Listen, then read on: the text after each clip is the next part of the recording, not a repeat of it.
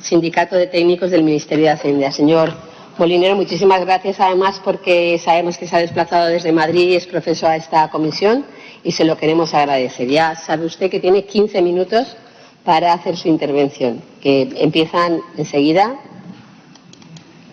y le agradecemos también que nos haya facilitado el informe ya por correo electrónico para todos los miembros de la comisión. Cuando quiera usted. Sí.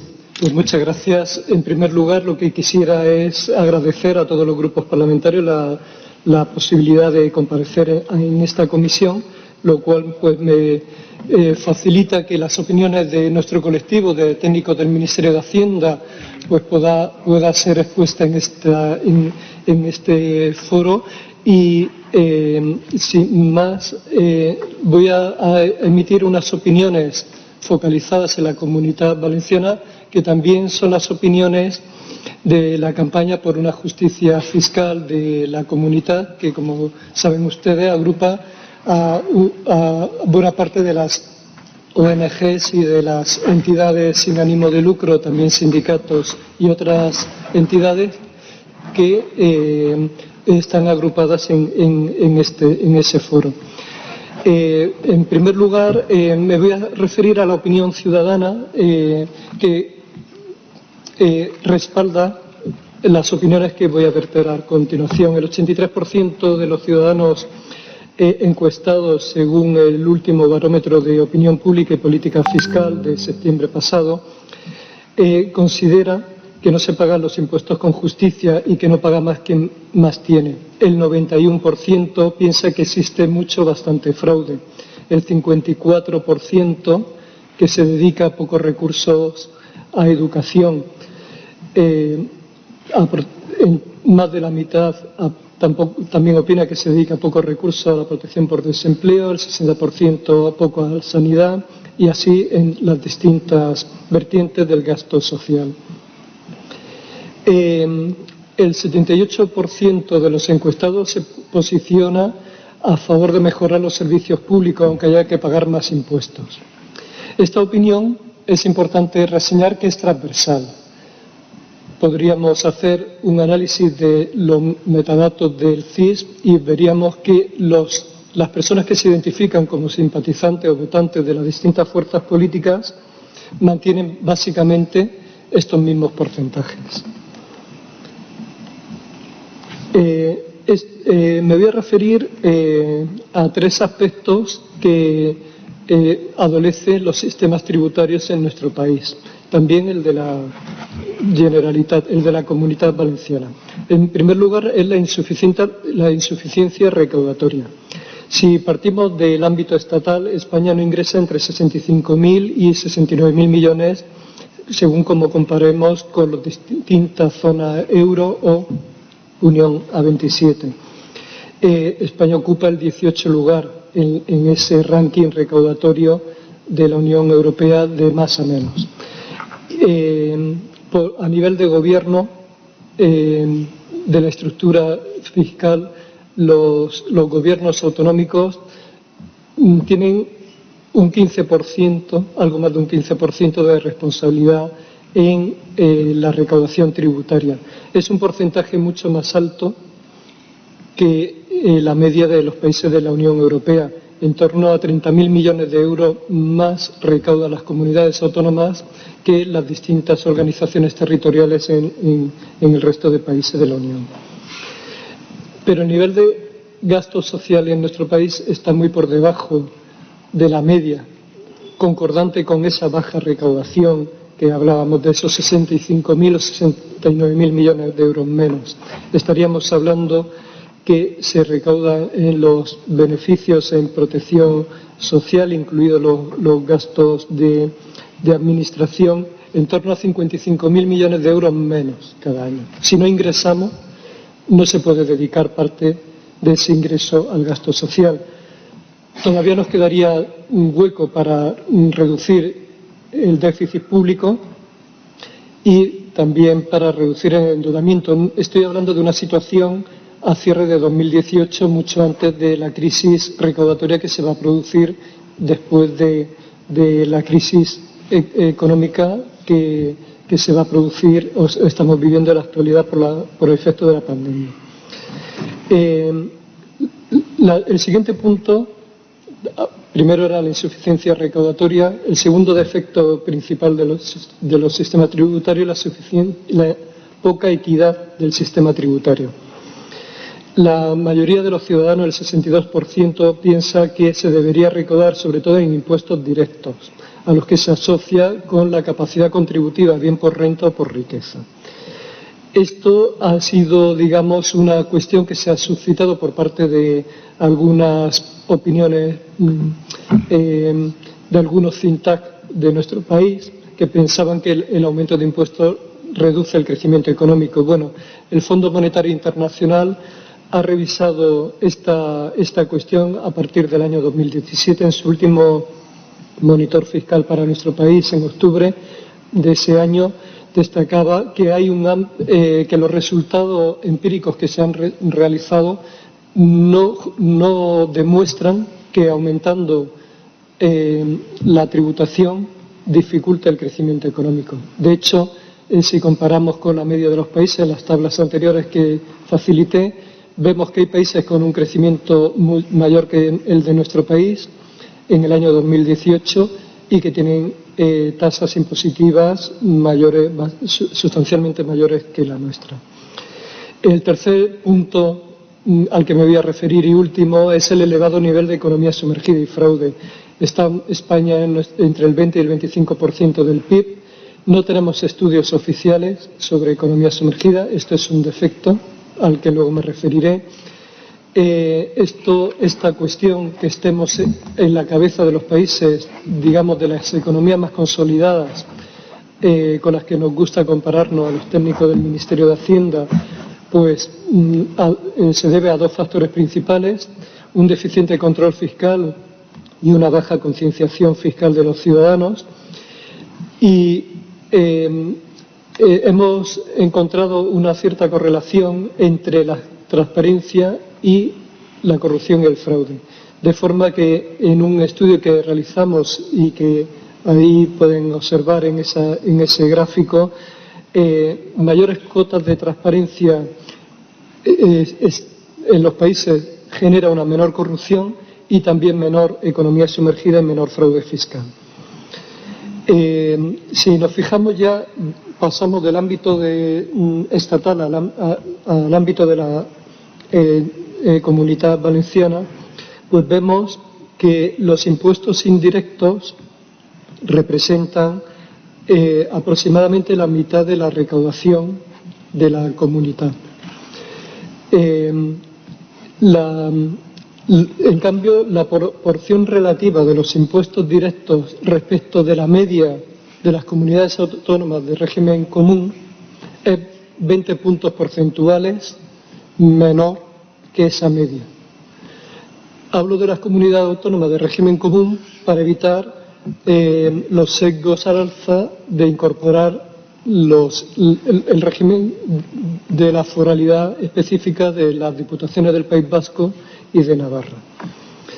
En relación con el PIB, los ingresos tributarios están ligeramente por encima de la media de las comunidades autónomas.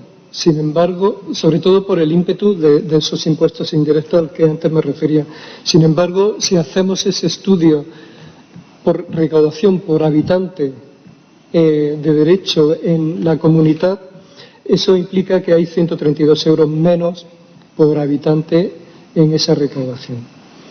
Y si detallamos ya, entramos en el análisis de las figuras impositivas, el IRPF en la comunidad es casi 4 puntos por debajo de la media de las comunidades de régimen común. Supone unos 136 euros menos por habitante. El impuesto de transmisiones patrimoniales y actos jurídicos documentados, sin embargo, es 2 veces superior. Las tasas y precios públicos también es notablemente superior tanto en términos de PIB como en términos de recaudación por habitante. Esto nos lleva a determinar cuál sería la posible recaudación potencial de esa diferencia de la estructura impositiva de la comunidad respecto de la media de las comunidades autónomas de régimen común. Y ahí podríamos encontrar que podríamos recaudar unos 919 millones más según el PIB. Recaudar la comunidad según el PIB, al tener esos 0,83 puntos mayor de recaudación que la media, recauda 919 millones de euros más que la media. Sin embargo, con ese criterio hay un potencial recaudatorio de algo más de 100 millones en el IRPF. Sin embargo, si cambiamos el elemento comparativo y hablamos de los derechos reconocidos por habitante, existe un potencial de ingreso tributario de 653 millones. Se recauda más, en definitiva, por impuestos indirectos en relación al PIB, pero menos en relación al número de habitantes. Más abajo, pues en los números 20 y siguientes se pueden encontrar las distintas figuras impositivas que pueden aportar ese aumento de la recaudación, y me voy a referir a la cuestión de los beneficios fiscales presupuestados por la Generalitat para este año 2020, antes de la pandemia. Claro, esto se ha trastocado y será difícil evaluar cuál va a ser el comportamiento posterior, ya que ningún estudio de opinión piensa que esto se puede estimar, esa proyección se puede realizar razonablemente por las incertidumbres que existen. Pero bueno, podemos saber que el mayor beneficio fiscal que ha dictado la comunidad está en el impuesto de sucesiones, con 357 millones, que es el 66% de todos los beneficios fiscales aprobados por la comunidad. Si a eso se le añaden los beneficios fiscales estatales, en la comunidad se dejan de ingresar 1.200 millones de euros. Luego me referiré si esos 1.200 millones de euros se están gastando de forma eficiente o no. Desde luego nosotros lo que planteamos es que haya una auditoría de esos beneficios fiscales al estilo del que va a hacer la IREF sobre de Spend Review sobre los beneficios fiscales estatales. Bueno, planteamos 44 medidas que son también buena parte las que realiza la campaña por la justicia fiscal de la comunidad, y estas medidas, pues hay un grupo de medidas para alcanzar un sistema tributario que sea más equitativo, más progresivo y más justo, que analizaba pues esa opinión de los ciudadanos. Ahí están relacionadas para los distintos impuestos, a las que luego me referiré si tienen alguna cuestión que quiera que explique. También un sistema tributario más general, es decir, que todos contribuyamos al pago de los impuestos y que no haya una parte de la población, particularmente las personas que tienen alcance a sistemas de elusión, que habitualmente son grandes fortunas, para evitar el pago de los impuestos autonómicos. Y también medidas para mejorar la eficiencia del control del gasto. Esto es importante porque no se puede construir una pata sin no cuidar la otra. Se puede reforzar la recaudación tributaria, pero también creemos que se tiene que reforzar la eficiencia en el gasto público. Esto es importante porque ahora mismo el control del gasto que se hace por las intervenciones autonómicas, al igual que la estatal, es un control formal, un control a posteriori, pero no es un control que mida la eficiencia de ese gasto. Finalmente, hablamos de unas medidas organizativas a nivel de la gestión de las personas en los servicios tributarios de la comunidad, que necesitan un respaldo normativo para poderse aplicar. Desde luego, su implementación requerirá el apoyo de la negociación sindical, y medidas, finalmente, de sensibilización fiscal a los ciudadanos. Pues muchas gracias. Gracias a usted, además, por haber acabado antes del tiempo establecido, aunque, como usted ha comentado, está todo mucho más explicado en el documento que nos ha hecho llegar. Es el turno de los grupos parlamentarios. Iniciamos esta ronda por el Grupo Parlamentario de Unides Podemos, el diputado señor Ferran Martínez, durante 3 minutos. Señor Martínez, quan vostè vulgui. Gràcies, senyora presidenta, i moltes gràcies per la seva compareixença. En primer lloc, volíem agrair la tasca que realitza Gesta, que realitza el Sindicat d'Inspectors d'Hisenda. Vull dir-li que assumim com a pròpies totes i cadascuna de les propostes que plantegen vostès en l'informe, tant pel que fa a impostos directes, revisió de bonificacions i deduccions injustificades, avançar en la fiscalitat mediambiental, la lluita contra el frau i també, derivat d'això, l'enfortiment de les tasques d'inspecció i de l'agència tributària. Jo crec que molta gent es sorprendria al comprovar algunes de les dades que vostè ha citat, que estan contemplades dins de l'informe, en la qual es reflexa que hi ha una ampla majoria social que està a favor de millorar els serveis públics, fins i tot si això suposa pujar impostos, un 78,4%, o que hi ha un 83,1% dels ciutadans que considera que no es compleix amb la progressivitat fiscal, que no paga més qui més té. I això el que assenyala és que tenim una ampla majoria social que seria favorable a una reforma fiscal progressiva i que, per tant, ens emplaça als grups parlamentaris, als partits polítics, a que acometem aquesta reforma fiscal progressiva en Espanya. També l'informe assenyala que hi ha una baixa pressió fiscal, recaptem fins a quasi 70.000 milions d'euros menys que la mitjana de la Unió Europea i, per tant, aquestes dades assenyalen que, efectivament, la gent, els ciutadans, tenen raó a l'hora de reclamar una reforma fiscal progressiva, que les dades estan molt per debaix del que haurien d'estar i que, per tant, necessitem una fiscalitat més avançada, més moderna i més progressiva per a poder recaptar més i, per tant, poder enfortir el sistema de benestar. Jo crec que una de les claus que vostès situen és el frau fiscal. Hi ha unes xifres enormement preocupants en Espanya, però, a més, jo crec que és especialment ressenyable un fet, que és que diguem-ne que el frau fiscal no és un fet natural, inevitable, a més històricament associat a Espanya, perquè a més veiem que durant els darrers anys, des del 2008 en concret, ha augmentat considerablement el frau fiscal. I per tant, ahí tenim un problema molt important. Volia plantejar-li les mesures concretes que vostès plantegen per abordar aquest problema, que sé que passen per l'enfortiment de la inspecció i de l'agència tributària, però també concretament respecte a la Comunitat Valenciana. Volia acabar amb una qüestió.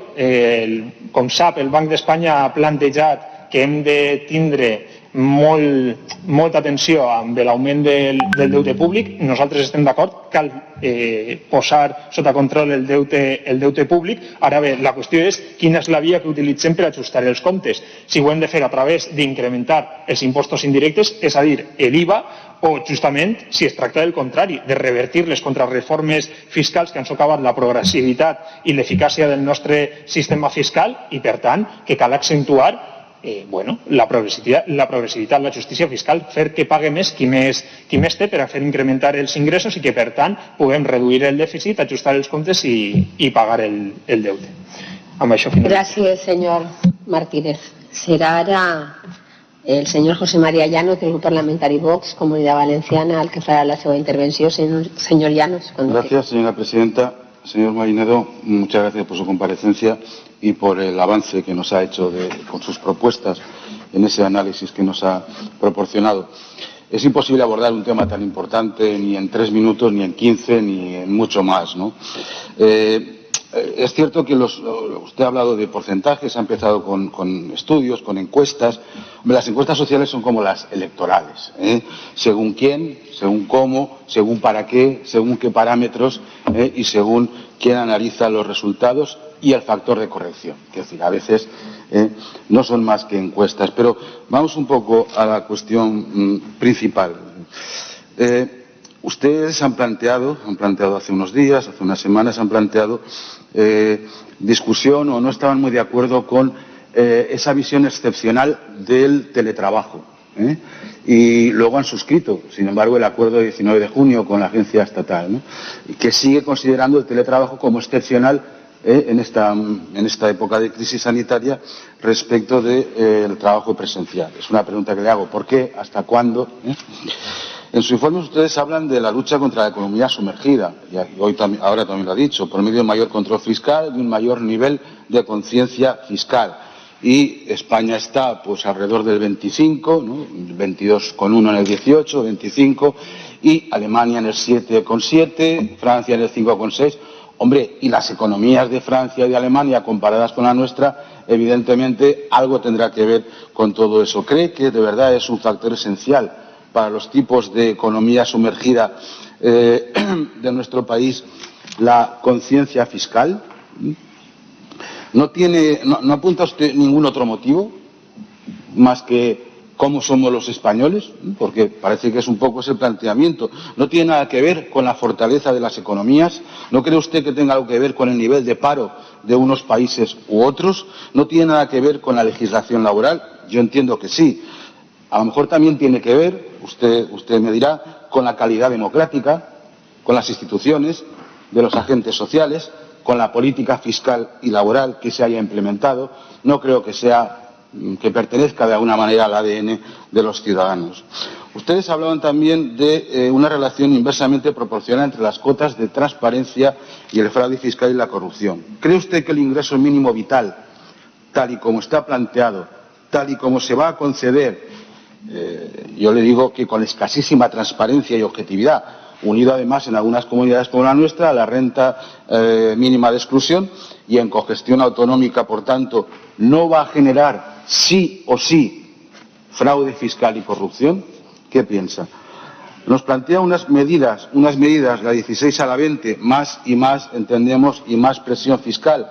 Y los de siempre, los ciudadanos, a pagar. Cuando nos hablan de los grandes patrimonios, el impuesto de sucesiones y donaciones, usted sabe perfectamente que los grandes patrimonios son pocos, influyen poco en la economía y en los ingresos de la nación y suelen estar en otros sitios. No les afectan tanto nuestra legislación, hablando sobre todo de personas jurídicas. Quien lo paga son los patrimonios normales de las personas normales, que ya lo pagaron sus hijos y lo siguen pagando, ya lo pagaron sus padres y lo siguen pagando sus hijos. No tengo más tiempo, quería tratar otros temas, simplemente desde Vox decirle, señora presidenta, señor Mollinedo, que estamos convencidos que poner en marcha la máquina de fabricar dinero, de expoliar a la ciudadanía, incrementando la presión fiscal, que es lo que siempre se plantea, más presión fiscal, es fácil. Controlar las gravísimas consecuencias de desigualdad y pobreza que eso genera en un país,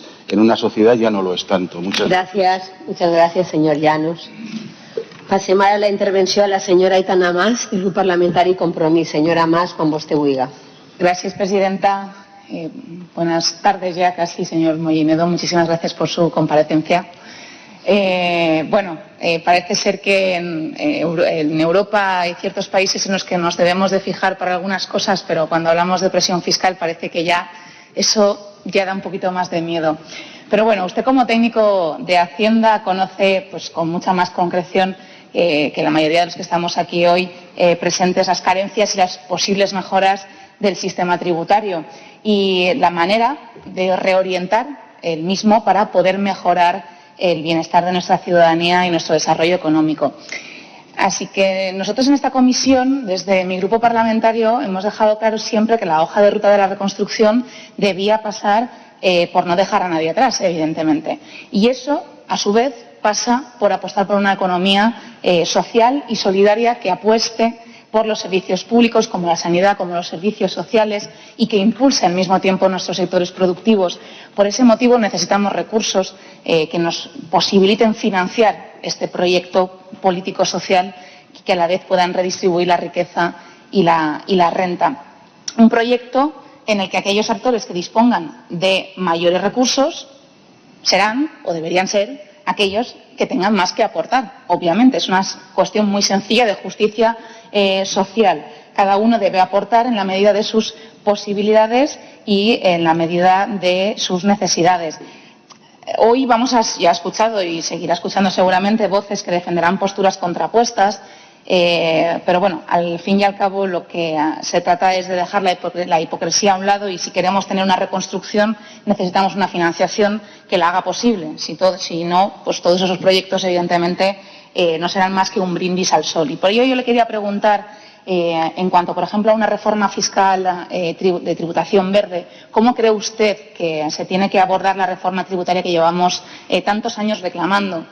¿Valora positivamente la creación de una tributación verde? Por otra parte, también hemos visto cómo por parte de otras comunidades autónomas, sobre todo las que gobierna la derecha, hay una especie de dumping fiscal hacia otras. He leído en su documento muy rápido que parece ser que sí que apuesta usted por establecer ese mínimo impositivo, un mínimo y un máximo impositivo para regular, por ejemplo, el impuesto de sucesiones. ¿Es así? ¿Podríamos evitar estas prácticas con esta medida? Y en cuanto al fraude fiscal, nosotros desde el Grupo Parlamentario Compromís hemos presentado una propuesta para la creación de un plan antifraude estatal que también suponga una mejora sobre todo de las TICs, no solo de los recursos humanos, sino también de los materiales informáticos disponibles para que las agencias tributarias puedan trabajar con mayor rapidez. ¿Cree usted que podríamos complementar esa propuesta con alguna otra? Y nada, se me quedan en el tintero algunas cosas más, como la transparencia, que le agradezco que la haya introducido en esta comparecencia como retaguardia de las políticas públicas, que creo que también es muy necesario. Muchísimas gracias.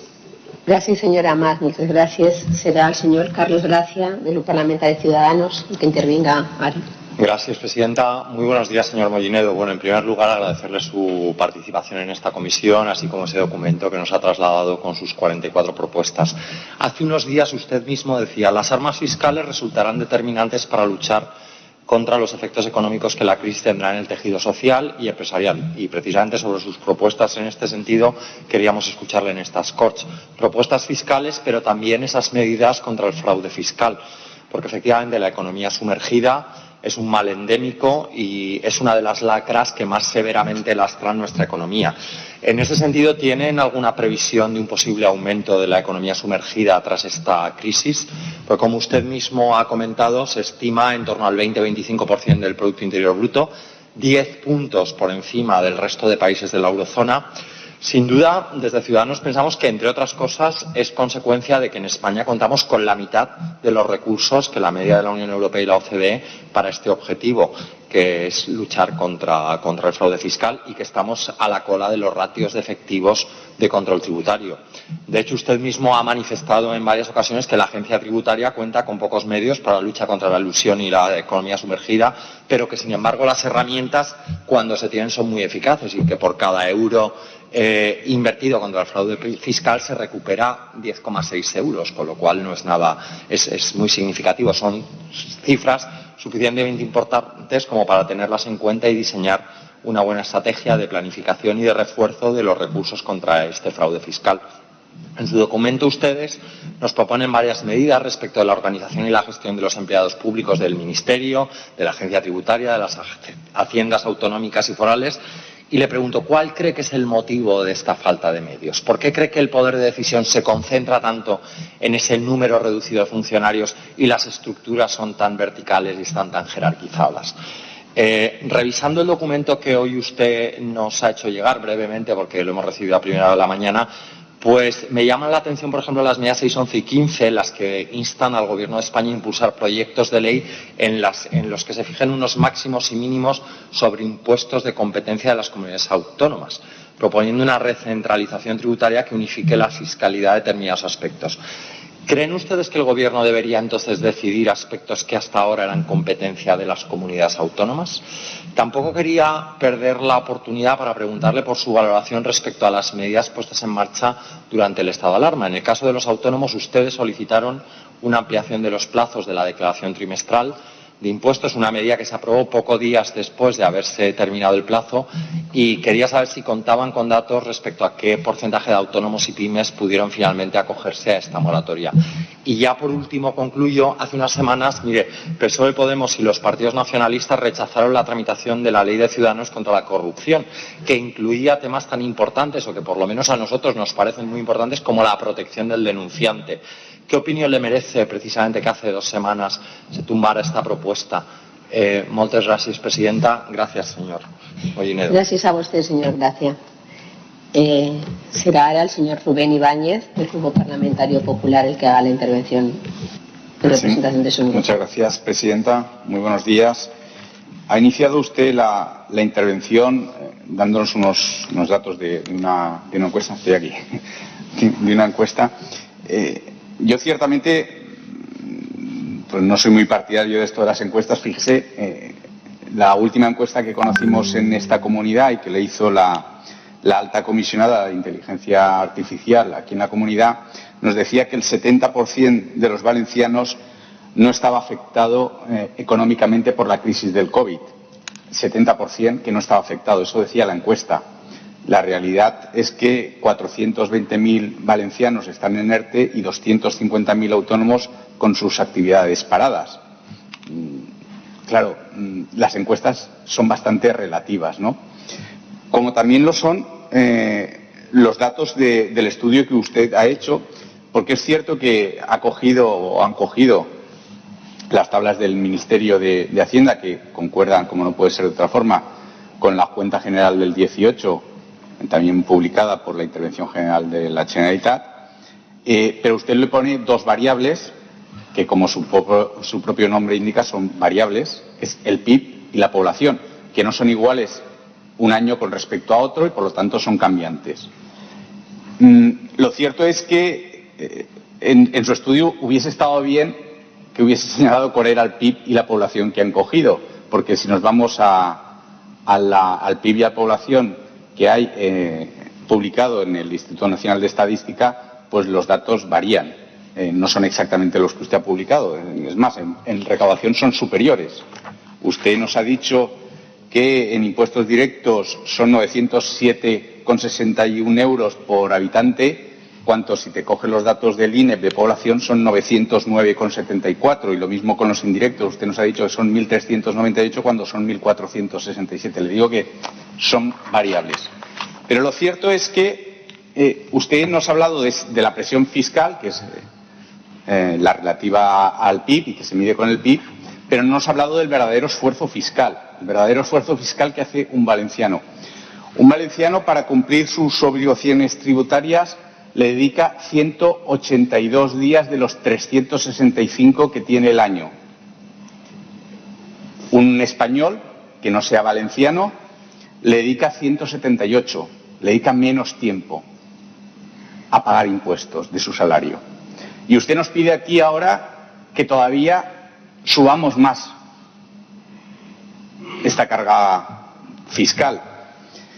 Yo le quería preguntar, porque lo ha dejado usted esbozado, pero no lo ha dicho, después veremos cómo se debe gastar correctamente el dinero, pero no lo ha dicho. Y yo quiero que me diga, porque claro, ¿para qué queremos recaudar más? ¿Y para qué queremos recaudar de una forma no correcta? Porque en el mismo estudio que usted ha hecho, se ha dejado una parte importante, que es que los derechos anulados y caducados en 2018 ascendieron en esta comunidad a 1.732 millones de euros. Esos fueron los derechos anulados y caducados en esta comunidad, 1.732 millones de euros. Usted nos está hablando de recuperar recaudación. Oiga, si a lo mejor no hace falta recaudar más, lo que hay que ser bastante más eficiente en la gestión. Y por otro lado, y en el capítulo de gastos, ¿es usted partidario de una reducción de la administración? ¿Es usted partidario de una mejor gestión de las subvenciones públicas cuando la sindicatura de cuentas de esta comunidad dice que su ejecución es baja, muy baja o nula? Gracias, señor Ibáñez. Muchas gracias a usted. Para cerrar el turno de intervenciones, tiene la palabra el diputado que representa al Grupo Socialista, señor José Muñoz. Gracias, señora presidenta. Buenos días, señor Mollinedo. Estoy aquí, en su parte izquierda. Veo que hay algún partido político que se sorprende que usted utilice encuestas hechas a la ciudadanía para justificar sus propuestas, ¿no? Bueno, yo le digo que el Partido Socialista, antes de ir a elecciones, normalmente encarga encuestas para saber cómo está el ánimo social. Supongo que hay otros partidos que no sé si bailarán danzas tribales o algo y le piden al dios Ra que les anticipe los resultados, pero casi todos solemos fiarnos relativizando las encuestas, pero nos fiamos de las encuestas. Por tanto, yo que sepa que el Partido Socialista entiende y de hecho comparte que usted justifique sus propuestas también en estas encuestas. Yo le voy a preguntar por varios temas. Lo primero es la armonización fiscal. Ya no solo a nivel europeo, sino también a nivel estatal. Y, de hecho, la propuesta que creo que ha aludido el compañero de Ciudadanos va en ese sentido, lo de establecer unos mínimos que armonicen fiscalmente las diferentes comunidades autónomas, fundamentalmente porque vemos como ya hay una comunidad absolutamente insolidaria, no por sus ciudadanos, sino por su presidenta, en este caso, y por aquellos que les gobiernan, que es la Comunidad de Madrid, que lo que ha hecho ha sido aprovecharse de su efecto capitalidad y bajar sus impuestos, que son competencias autonómicas, en perjuicio de muchas comunidades autónomas, sin ir más lejos, la Comunidad Valenciana, que ha visto como ha habido contribuyentes que han desplazado su domicilio fiscal a Madrid precisamente para bajar el pago de los impuestos, competencia absolutamente desleal que no debería pasar en un Estado, que pasa en la Unión Europea y que creo que tenemos que caminar en el sentido de la armonización. En segundo lugar, el impuesto de patrimonio. Leyendo a algunos autores se llega a decir que el siglo XXI se va a parecer bastante más al siglo XIX que al siglo XX, en el sentido de la sociedad patrimonialista. Respecto al patrimonio y a las herencias, las desigualdades son tan grandes que si naces en una familia, probablemente únicamente siendo rentista, es decir, que te paguen intereses por aquello, por el capital que tú tienes, puedes subsistir mejor de lo que estabas. Incluso puedes aumentar el capital. Esto es algo similar a lo que ocurría antes en el siglo XIX y en el siglo XVIII con las desamortizaciones. Necesitamos que se grave el capital. Es fundamental, pero también para igualar a las personas, porque es que nos estamos encontrando en una sociedad en la que la desigualdad en la cuna acaba siendo la cuna de las desigualdades. Donde naces prácticamente decide tu futuro, aunque trabajes mucho, esa cultura del esfuerzo que a veces es malentendida, o aunque trabajes poco, ¿no? Por tanto, yo creo que me gustaría saber su opinión respecto al impuesto de patrimonio y al impuesto de sucesiones y donaciones y a los rendimientos del capital, porque creo que aquí es una de las claves de la desigualdad. Y luego me gustaría preguntarle, porque se ha llegado a plantear establecer un tipo efectivo mínimo del 25% para las sociedades, porque creo que no me equivoco si digo que en ocasiones los impuestos de sociedades, o en España puede ser alto porcentualmente, pero en el momento de la aplicación de las bonificaciones y de las exenciones fiscales, el tipo impositivo efectivo acaba reduciéndose por debajo en muchas ocasiones de otros países europeos. Por tanto, sí que le pediría, y una última opinión, y disculpe y acabo. Cuando vamos a campaña electoral o en muchas ocasiones, y ahora está pasando también, se habla de subida y bajada de impuestos. Evidentemente se obvia que existe la progresividad fiscal y que hay unos que tendrían que pagar más y otros que tendrían que pagar menos conforme a la renta disponible que tienen. ¿Usted cree que es el momento de subir impuestos a aquellos que más tienen? No le digo una subida masiva de impuestos ni una bajada masiva de impuestos. ¿Usted cree que es el momento para sostener las cuentas públicas de una subida evidentemente selectiva a determinadas rentas altas para poder salir de esta crisis con mayor capacidad económica que se revierta en políticas públicas que no dejen a nadie atrás? Gracias. Gracias, señor Muñoz. Ahora sí, señor Molinero, tiene usted otros 15 minutos para intentar contestar a las cuestiones planteadas. Voy a intentar contestar a todas las cuestiones planteadas y agradezco realmente las aportaciones que han realizado los distintos portavoces, incluso las que puedan haber parecido más críticas. No nos asusta el debate, al contrario. Empezando por el turno de palabras, de intervenciones, el potencial recaudatorio respecto de la Unión Europea es muy importante. Estábamos hablando de entre 65 y 70.000 millones de euros.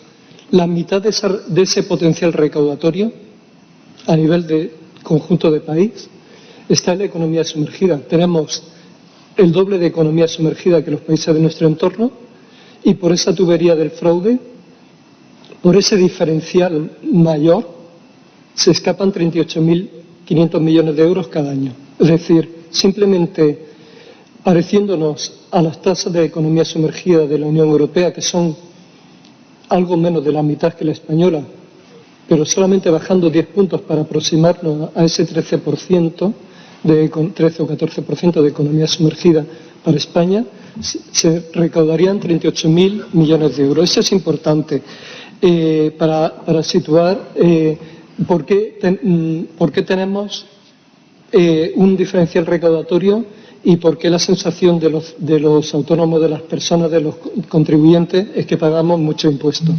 Quien paga impuestos realmente los paga y son muchos impuestos, pero estamos perdiendo unos 2.000 euros por persona por la evasión de otros. Esa es la verdadera dimensión del fraude fiscal. Las medidas concretas sobre la reducción del fraude, tanto a nivel autonómico como a nivel estatal, desde luego la potencia en la lucha contra el fraude fiscal de la Agencia Estatal Tributaria es superior porque gestiona los impuestos principales, el impuesto de la renta, el IVA, por ese orden, y ya mucho más atrás el impuesto de sociedades, también los impuestos especiales. Ahí tiene una responsabilidad importante, pero también a nivel autonómico. Pero no hay estudios oficiales de economía sumergida. Deberíamos intentar conseguir esa recaudación adicional, pues compartiendo bases de datos entre la administración estatal y la autonómica, aumentando plantillas, desde luego para la lucha contra la evasión, realizando una mayor coordinación en el territorio, etcétera. Respecto a lo que planteaba el portavoz de Unidas Podemos, respecto de las propuestas del Banco de España para subir el IVA y residualmente los impuestos medioambientales y reducir las cuotas de la seguridad social, son parte de las recetas clásicas que se han visto alteradas por la situación del COVID. No lo decimos los técnicos de Hacienda, también lo dicen. Es decir, no solo lo decimos los técnicos de Hacienda, también lo dicen el Fondo Monetario Internacional o la OCDE en sus recientes informes, pero también lo dijo la Comisión de Expertos de Fiscalidad para la Reforma Fiscal del año 2014 del señor Lagares, que en aquella época hablaba que el IVA era regresivo y plantean medidas compensatorias para esos ciudadanos que peor soportan las subidas de IVA que se produjeron en el año 2010 y 2012. Respecto a las propuestas del portavoz de Vox, del señor Llanos, las encuestas del CIE, estoy de acuerdo, son encuestas y depende mucho de la población encuestada, pero las encuestas del CIS a las que me refería supone una tendencia, no solamente las últimas a las que me he referido, que puedan estar cuestionadas a lo mejor en algunos lugares por la forma de confeccionar esas estadísticas, sino que proceden de una serie histórica de encuestas de opinión ciudadanas y política fiscal que se viene elaborando desde hace bastantes años, incluso en legislaturas anteriores, y las opiniones son similares. También, particularmente, las opiniones de los votantes, de los que se declaran votantes de Vox, son incluso ligeramente más altas que las proporciones que representan los votantes del Partido Popular, los que confiesan ser votantes del Partido Popular. Respecto del teletrabajo, es verdad, nosotros hemos cuestionado algunas de las cuestiones de la forma del teletrabajo. Esta situación de confinamiento nos ha sorprendido a toda la población. Con nuestros propios medios hemos tenido que realizar con nuestras tarjetas de comunicaciones ese trabajo que realizábamos en las oficinas. Ese trabajo se ha podido realizar, la campaña de la renta se ha podido realizar, las comprobaciones tributarias se están realizando, las actuaciones recaudatorias igual, las aduanas no se han parado ni siquiera en los días más duros de los confinamientos, se han despachado aviones de madrugada, con ese reconocimiento incluso físico del material. ¿Hasta cuándo vamos a estar con el teletrabajo? Esto estará por determinar. En verdad hemos firmado este acuerdo, pero la agencia tributaria ya ha dotado un sistema de videoconferencias para realizar comprobaciones tributarias y también atención presencial con cita previa. La diferencia de recaudación y fraude entre Alemania y Francia, por ejemplo, pues sí, no solo se refiere a la conciencia y al control y a la menor conciencia fiscal y al menor control fiscal de nuestro país, pero también implica el nivel de paro. Luego hay una economía de subsistencia que tiene que sobrevivir y si no, ya quisieran tener un contrato de trabajo, pero si no lo tienen, de algo tienen que sobrevivir, si no habría una explosión social, no ahora, también en la crisis financiera anterior. Somos conscientes de esa situación. El nivel de la economía de nuestro país también tiene que ver. Somos la cuarta economía de la zona euro. Sin embargo, ocupamos el puesto 18 entre los países de más a menos recaudación. Esto es una anomalía, en nuestra opinión. La calidad democrática también influye. Me refería precisamente a la transparencia. Cuanto mayor transparencia haya de las instituciones, normalmente, por los estudios que hemos realizado, hay una correlación estadística entre mayor transparencia y menor fraude y corrupción. Y sobre el ingreso mínimo vital y el fraude, bueno, las medidas que se han establecido, que me preguntaba si podía aumentar el fraude, creemos que precisamente esas personas ahora mismo están en la economía de subsistencia, la economía informal. Con el ingreso mínimo vital se han establecido varios mecanismos para que esas personas afloren de la economía informal a la formal. La primera es que tienen que estar inscritos en las oficinas como demandantes de empleo y, por tanto, tienen que aceptar un puesto de trabajo que se le ofrezca. Se va a establecer, en coordinación con las comunidades autónomas, políticas activas para fomentar esa empleabilidad de esas personas o formación para capacitarlas mejor. También tendrán que declarar el IRPF obligatoriamente, aunque ni siquiera lleguen a los 14.000 euros, solo por percibir el ingreso mínimo vital. Esto, digamos, que va a conseguir al menos contener un poco o sacar a algunas personas de la economía de subsistencia. No digo que esa sea la receta, pero tampoco nos parece a los técnicos que la economía de subsistencia de esas personas sea el principal problema de la evasión. El 70 y pico % de la evasión es responsabilidad de grandes empresas y grupos multinacionales en nuestro país. Grandes patrimonios son muy pocos, correcto, estamos de acuerdo. Son muy pocos, tan pocos como que solo el 4% de los declarantes dice ganar más de 60.000.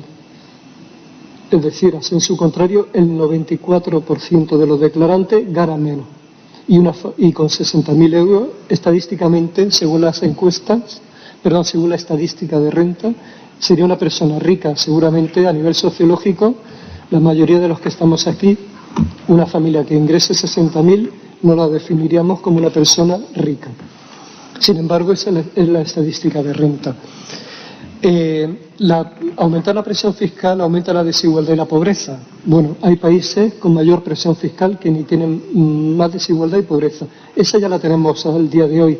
Tenemos ratios más altos de desigualdad, ha aumentado y lo ha alertado recientemente la directora del FMI.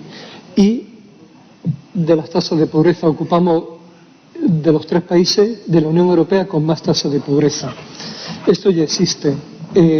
La presión fiscal, desde luego, sirve para fomentar algunas políticas activas en esa situación.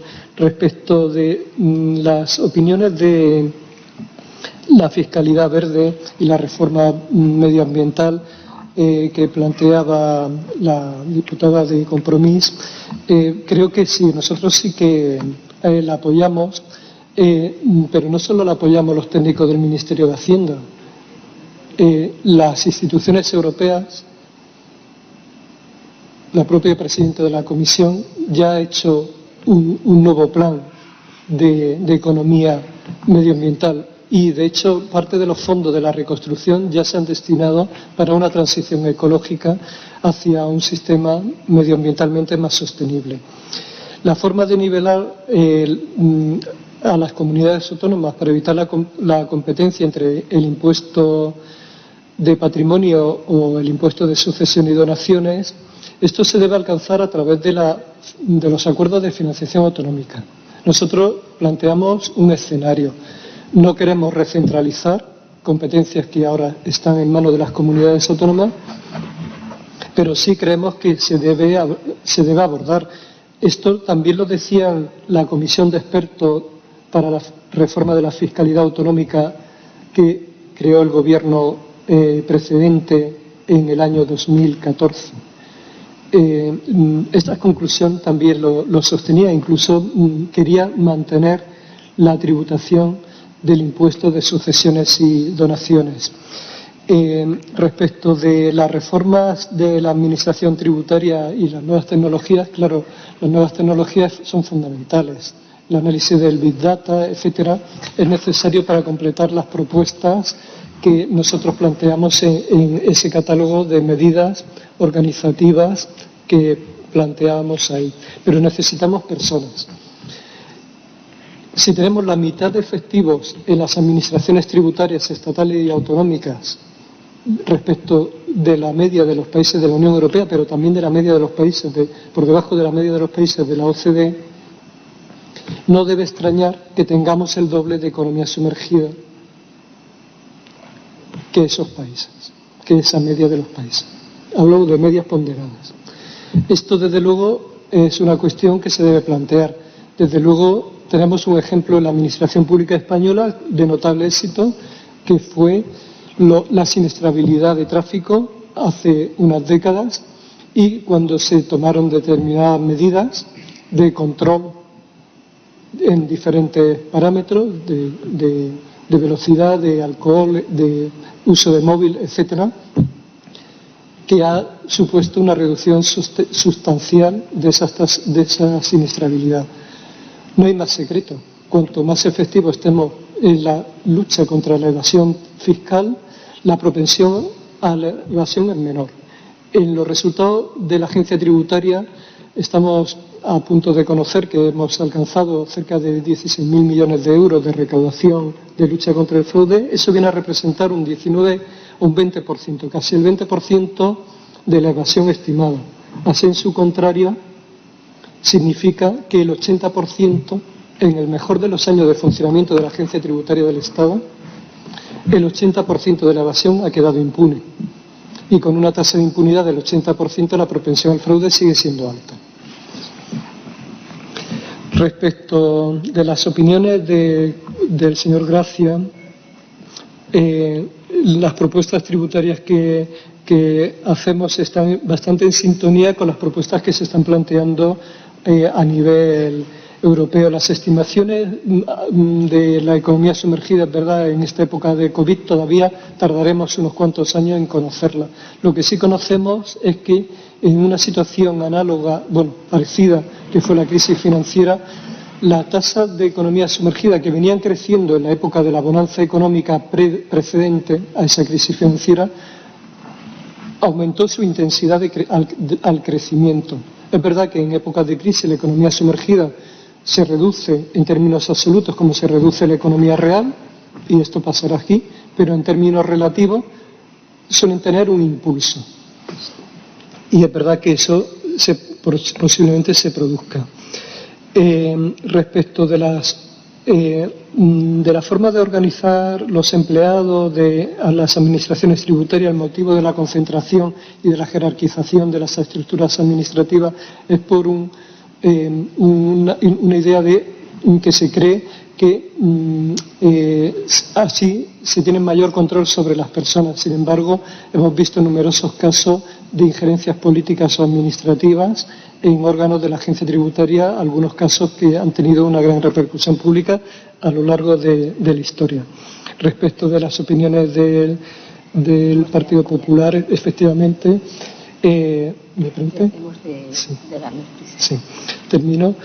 Las encuestas son una referencia, pero son una referencia más, ni son un término absoluto, porque son una referencia.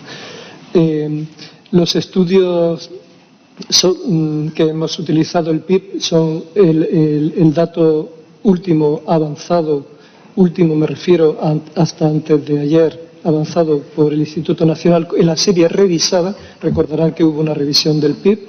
Bueno, pues esa serie revisada incluye los años anteriores, la serie de los años anteriores, se produjo el pasado año, y ese es el dato avanzado. Ahí en ese PIB he descontado el PIB correspondiente, por eso hay unas diferencias con sus datos y los míos, porque yo he descontado, para hacer una comparación homogénea, he restado el valor de la economía de del País Vasco, de Navarra, de Ceuta y de Melilla, porque son regímenes, Ceuta y Melilla porque tienen un régimen municipal, aunque son ciudades autónomas, como bien sabe, y los regímenes forales porque recaudan sus propios impuestos y distorsionarían la comparativa con la comunidad valenciana. Por eso mis datos, tanto de... ¿Perdón? Sí, y con habitantes igual.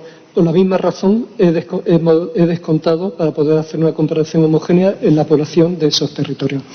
Respecto de los derechos anulados, los derechos anulados se anulan porque los ciudadanos recurren y ganan en los tribunales estas cuestiones. Los derechos caducados es otra cuestión, pero los derechos anulados, que es la principal proporción de estos 1.700 millones, proceden de esto. Ahí nosotros somos muy críticos, hemos sido también muy críticos en nuestro ámbito estatal con los tribunales económicos administrativos. Más de la mitad de las resoluciones se estiman pretensiones de los contribuyentes. Digamos que hay una presión para que liquidemos deudas primando la cantidad sobre la calidad. Y no se puede trabajar con una excelente calidad y una gran cantidad. Hay que elegir. Nosotros estamos por la calidad y no por la cantidad para que lo que hagamos esté respaldado y el contribuyente lo entienda y lo acepte y no tenga que recurrir. Luego, aparte, hay otra parte de esas resoluciones que los tribunales económicos desestiman al contribuyente, que acuden a los tribunales de justicia ordinario, y los contenciosos le dan también igualmente la razón. Estaríamos hablando de cerca de un 60% de resolución.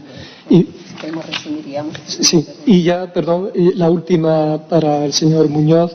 La armonización fiscal es importante. El efecto de capitalidad que citaba es muy significativa. En el impuesto de patrimonio bonificado en la Comunidad de Madrid supone 1.000 millones de euros solo al año, que se obtiene básicamente el 60% de los patrimonios que tienen más de 30 millones, que son el 60% de los grandes patrimonios de más de 30 millones del país, que residen en la Comunidad de Madrid. Esto es una situación. El tipo efectivo de las sociedades baja del 25% al 6%, a poco más, en torno al 6% en las grandes empresas y casi al doble en la pyme. Es decir, una pequeña empresa tributa comparativamente más por sus escuetos beneficios que una multinacional por esa elusión fiscal que la OCDE ha identificado. Y finalmente, el momento de aumentar impuestos a quien más tiene es este. Bueno, la Unión Europea propone una tasa COVID a nivel europeo para los grandes patrimonios. Pues muchísimas gracias, señor Mollinedo, por su aportación y por haberse desplazado ex profeso a esta Comisión de Reconstrucción. Ha sido un placer escucharle y leeremos con muchísimo gusto todas las aportaciones que nos ha podido enviar y las que, si usted considera que hay alguna que se ha quedado en el tintero, pues también nos la podría hacer llegar. Muchísimas gracias por su trabajo. Gracias.